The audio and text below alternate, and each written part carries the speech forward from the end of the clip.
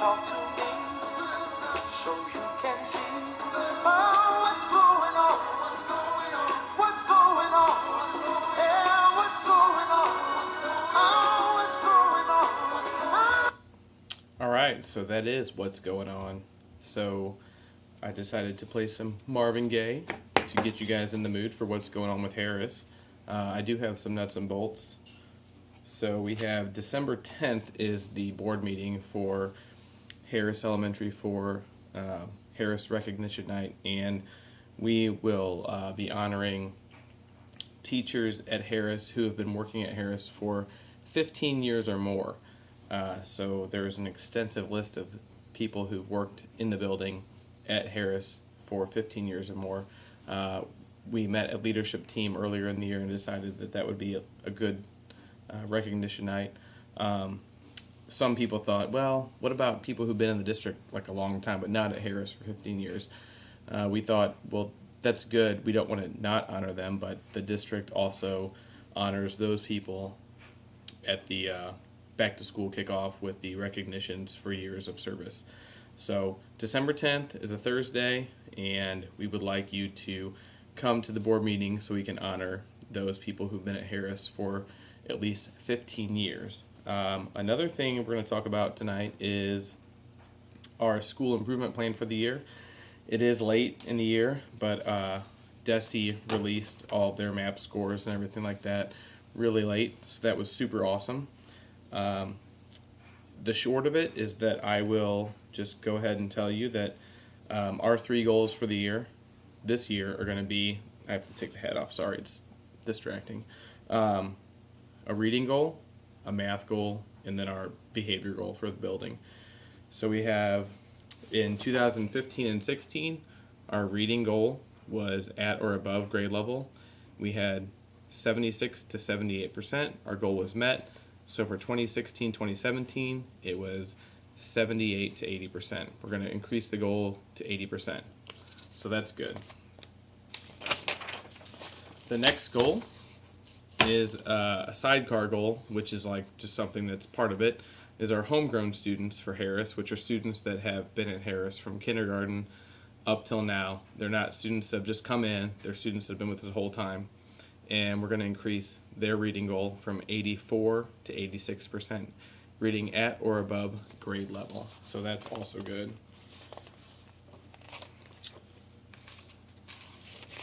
All right, so the next thing is our MAP goal. ELA, English Language Arts, 71.5 to 73%, and 68.5 to 70%, which is awesome because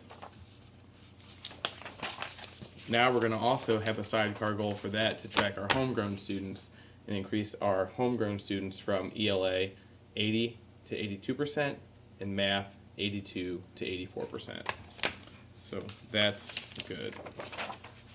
The last thing is a behavior goal, and in 2015-16 we wanted to decrease our office referrals by 30%, and we met that goal. So that is great because the year before, in 2014-2015, we had 247 office referrals, and last year we decreased them to 106 office referrals.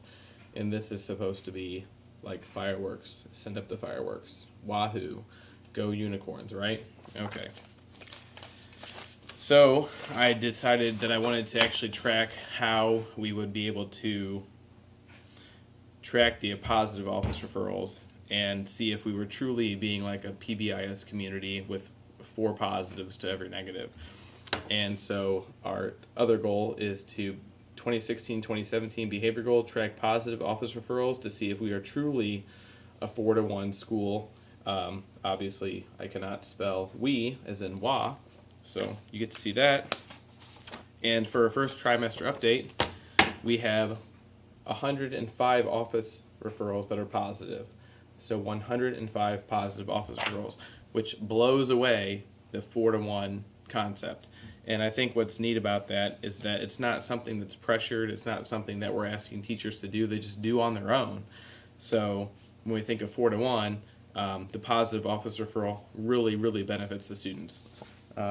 So When we talk about our school improvement plan, we have a reading goal, we have a math goal, and we have a behavior goal. So just think about that. I can send everyone the comprehensive school improvement plan, which is very much like entrenched in the jargon of like,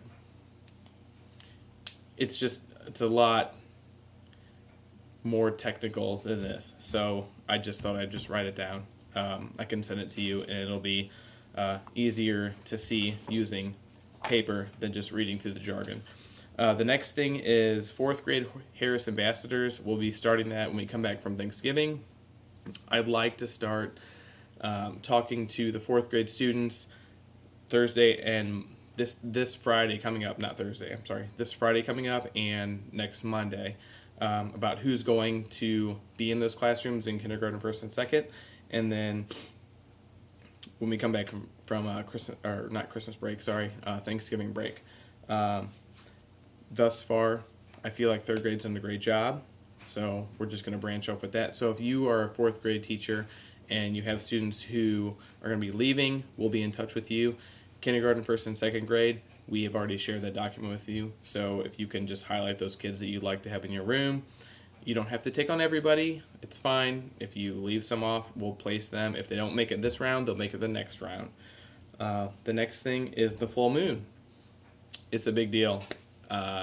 We've been talking about it in the office. We feel like the full moon really turns on the behaviors, and I would agree with that. So Monday is the full moon, so I'd expect nothing less than the best from our students who have behaviors from the full moon. We're ready to go. The last thing that I have is just to make sure that if you have students who have a change of transportation, just communicate that in your newsletter to ask parents to please either call the office or send you an email or have a note in their binder or their backpack of how their transportation is going to change for the day. Sometimes throughout the day it might be hard to call home to verify a change in transportation, but if you can't do it, let us know. We'll do it. It's just very imperative that we make sure that we know how our kids are going home. We experienced this a lot on the early release day that we just had. Some kids weren't sure where they were going. Some kids were sure, but like the sibling wasn't sure. So let us know. We're not going to let any kids go home without finding out how they're going to get where they're supposed to be. So like I said, just make sure that you know how your kids are getting home. Other than that, I hope you guys have a great week. That's all I have. I apologize for the long video, but I think it's beneficial and it's way better than reading a super long email. On that note, go unicorns. Yes.